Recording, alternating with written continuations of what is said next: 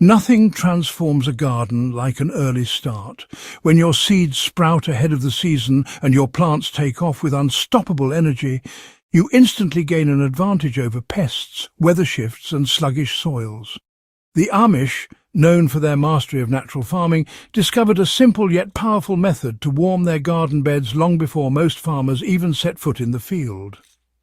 This little-known technique doesn't just heat the soil, it creates a living engine beneath your plants, fueling explosive root growth, faster germination and stronger harvests.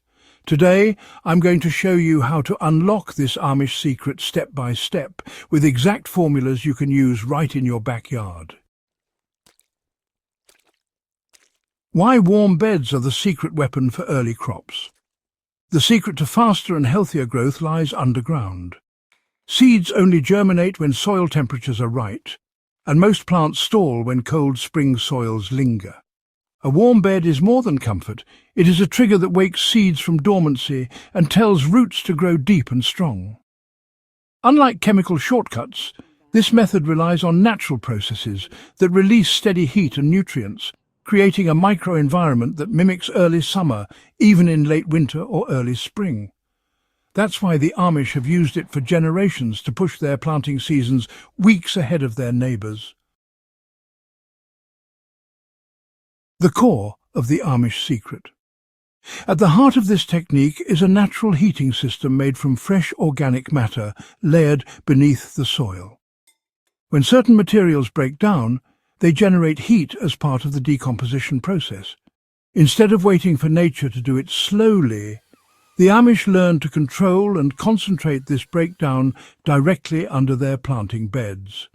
The result is a natural soil furnace that can stay warm for weeks, even when outside temperatures are still cold. Choosing the right base materials. The best results come from a balance of high-energy fresh materials and slower-to-break-down dry matter. Fresh horse manure has been traditionally favoured because it produces a steady release of heat, but you can also combine cow manure or poultry manure with straw, leaves or dry grass. The dry material acts like a sponge, soaking up excess moisture while also feeding beneficial microbes. The key is to never use only one type of organic matter. A mix creates the right balance between quick heating and long-lasting warmth. Building your warm bed step by step takes a bit of care, but it's worth it. To build a proper Amish-style warm bed, you begin with a trench. You'll want to dig down about 18 inches deep and at least 3 feet wide. This depth creates enough space for the heating layer while still leaving room for topsoil above it. Now, at the bottom of the trench, spread a thick layer of fresh manure, about 8 inches deep. On top of this, add another 6 inches of straw or dried leaves. Next, lightly water the pile with about 2 gallons of water per square yard, just enough to activate decomposition without drowning the microbes. Finally, replace the original topsoil over the layers, making sure there's at least 6 inches of clean soil separating your plants from the manure layer. Within just a few days, the buried materials begin to decompose, releasing a gentle heat that rises into the soil above. This heat doesn't scorch roots because it's insulated by the topsoil, instead creating a steady warmth that protects seeds from cold snaps and accelerates root activity. One of the greatest advantages of this method is its durability. A properly built warm bed can maintain heat for up to 6 weeks, which is long enough to give early crops like lettuce, spinach, cabbage and peas a powerful head start. By the time the natural heating process begins to slow down, spring temperatures outside usually rise, meaning your plants have already established themselves well ahead of schedule. Now, while the heating layer takes care of warmth, the Amish also discovered a way to really supercharge the nutrient side of the system. They often used a simple liquid mixture which acted kind of like an instant energy drink for young plants, and, well, here's the formula you can actually recreate right at home. So, to get started, take 1 gallon of water and add 2 cups of well-aged compost. Give it a good stir and let it sit for about 24 hours. This creates a nutrient-rich compost tea that's just packed with beneficial microbes. Then add 1 tablespoon of molasses, which feeds those microbes and, really increases their activity. After that, dilute this mixture by adding another gallon of water, making 2 gallons in total. Use this solution to water your seedlings once every 10 days. The combination of warmth from below and a steady infusion of microbial nutrients from above, well, it creates just about the perfect conditions for early explosive growth. Now, you might be wondering why this method works better than shortcuts. These days, a lot of modern gardeners rely on heating cables, chemical fertilizers, or even plastic covers to speed up growth. While those methods can help some, they usually end up raising costs or creating imbalances in the soil. The Amish method really stands out because it's both self-sustaining and regenerative.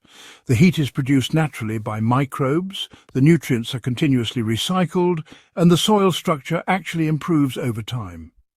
Each year you use this method, your beds get richer and more fertile, unlike those synthetic approaches that slowly but surely deplete soil health. Well, when it comes to Amish warm beds, there are certain crops that just seem to flourish. Leafy greens, root crops and cool season vegetables, they really do respond especially well to the steady warmth. Spinach, kale, beets, carrots and lettuce, for example, all tend to grow faster and are less likely to bolt since their roots just love that consistent heat. Now, early cucumbers, zucchini and even melons can benefit too, because their seeds usually need higher temperatures to get going. So for folks looking to sell early produce at markets, or just hoping to enjoy fresh food a few weeks before everyone else, this method, well, it can truly be a game changer. Once you've built a warm bed, you can refresh it each season with new organic layers. After harvest, dig down to remove what remains of the old heating layer and replace it with fresh manure and straw.